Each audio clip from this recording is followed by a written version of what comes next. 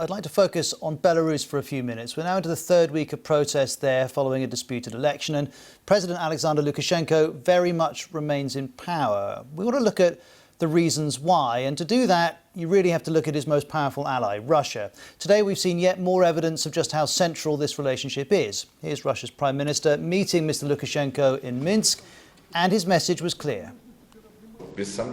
It goes without saying that while enjoying the hospitality in Minsk, we would like to stress that Russia completely supports the sovereignty, independence and territorial integrity of Belarus. Belarus is dear to us not only thanks to historical, linguistic and religious connections, but also our millions of citizens who are practically one people. Well, President Lukashenko claims he won a landslide in the August 9th election. That's disputed, but Russia recognises him as the winner, and that's no surprise. As we've just heard the Prime Minister alluding to, they have a lot of shared interests. They share a border, they share a language, there are deep economic, political and cultural ties too. Here's one example. The EU Observer notes the army, the police and the security services in Belarus, well, most of their leaders have studied in Russian military or police schools. And this is Russia's former president, Boris Yeltsin, and President Lukashenko back in 1997. 2 years having a hug. 2 years later, they signed a treaty aimed at unification. Now, clearly that hasn't happened, but with that treaty came discounted oil and gas for Belarus and a promise of Russian military support when needed. And we've seen some evidence of that. Last week, President Putin went on Russian state TV and announced that a reserve of Russian security forces had been formed and that it would be deployed if the situation, and I quote, gets out of control. And of course, there are a lot of different ways that you could define getting out of control. Well, Yuri Vendik is a journalist with BBC Russian. He's live with us from our newsroom in London. Yuri, to what degree does Vladimir Putin decide if Lukashenko gets to stay in power? Well, to a certain degree, we might say, because Belarus, first of all, you have mentioned that economically depends on Russia very much, if not totally. Russia is by far the main trade partner for Belarus. More than half of its imports come from Russia and almost half of its exports go to Russia as well. Then, as you have said, Russia have for years used to subsidize the Belarusian economy with selling cheap oil without tariffs, which Belarus processed and then sold on to the West as benzene and other products and so on and so on. And again, of course, the influence of Russia within Belarus is huge, immense.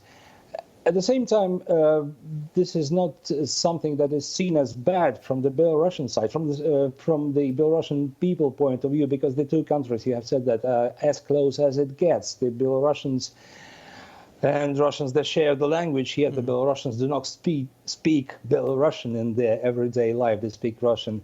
And culturally, mentally, they are very much close, really close people. So, yes, the influence of Russia in Belarus is immense, of course.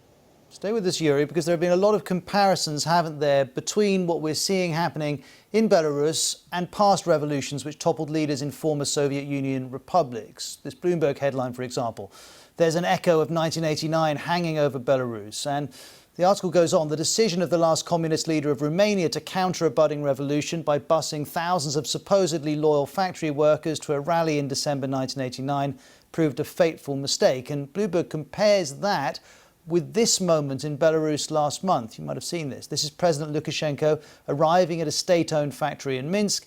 He was hoping for a warm reception. Instead, this happened. Всегда поддерживали президента. Это я тоже знаю.